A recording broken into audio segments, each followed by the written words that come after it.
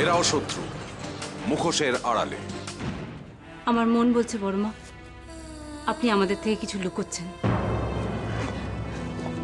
নাহলে আপনার ট্রেনের টিকিট কাটার প্রয়োজন হলো আপনি আমাকে না বলে আব্দুল্লাহকে ফোন করে বললেন, কারণ আপনি জানতেন যে আমাকে বললে আমি নানান প্রশ্ন করব।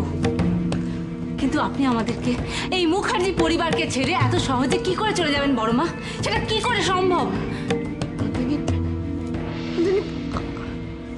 আমি জানি তোমাদের বললে এত সহজে তোমরা আমাকে ছাড়তে না, তাই ভেবেছিলাম তোমাদের কাউকে কিছু না বলে আমি বাড়ি ছেড়ে চলে যাব। আপনাকে আমরা কত কষ্টে খুঁজে পেয়েছি, আপনি আসায় আমরা কত আনন্দ পেয়েছি। আপনি একটা শক্তি রূপে আমাদের এই মুখার্জি পরিবারকে আগলে ধরে আছেন। আপনি না থাকলে এই মুখার্জি পরিবার অসম্পূর্ণ বড়মা, অসম্পূর্ণ। আব্দুলকে বলো ট্রেনের টিকিটটা ক্যান্সেল করতে।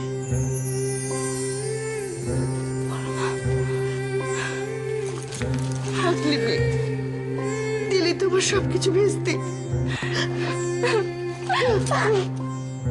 বড়মা, আপনাকে আমাদের খুব দরকার বড়মা। আপনাকে আমরা কোথাও যেতে দেবো না, কোথাও না, কোথাও না। তোমার শাস্তি হলো তুমি আজ আমাদের রেস্টুরেন্টে খেতে নিয়ে যাবে, কাল সিনেমা দেখাতে নিয়ে যাবে। বেশ। রেস্টুরেন্টে খেতে নিয়ে যাবে মানে? ও বড়দি, তোমাকে না বলা হয়নি। আসলে ও আজকে বলেই গিয়েছিল জানো যে ও ফিরতে একটু রাত হবে, তাই আমরা ঠিক করেছিলাম আজকে আমরা রেস্টুরেন্টে খেতে যাব। আর আমি আসার আগেই তুমি আগুন দেওয়ার চেষ্টা করলে, আর আমি এসে সেই আগুনে এক বালতি জল ঢেলে দিলাম। সো স্যাড, তাই না বড় বৌদি?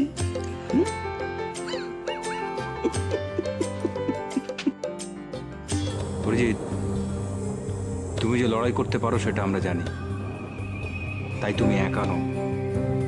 তোমার পাশে বাহিনী আছে, স্যার আছেন, এমনকি আমিও আছি।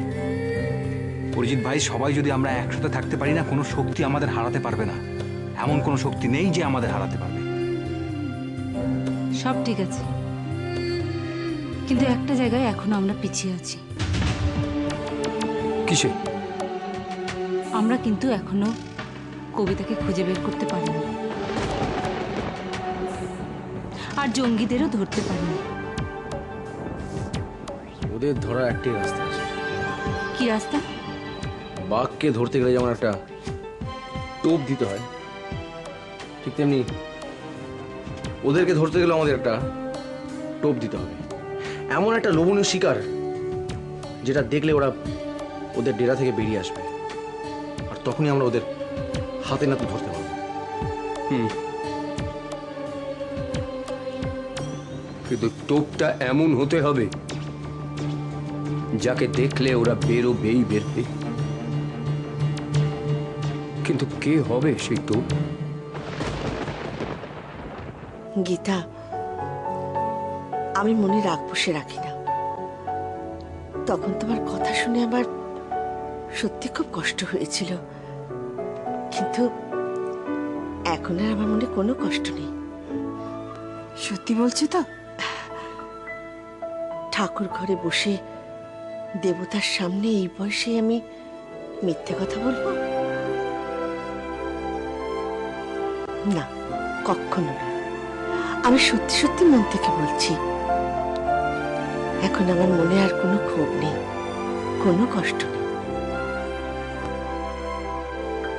এখন এই মুখার্জি পরিবারে সুখ শান্তি ফিরে আসুক, বারবার আমি ঈশ্বরের কাছে এই প্রার্থনা করি।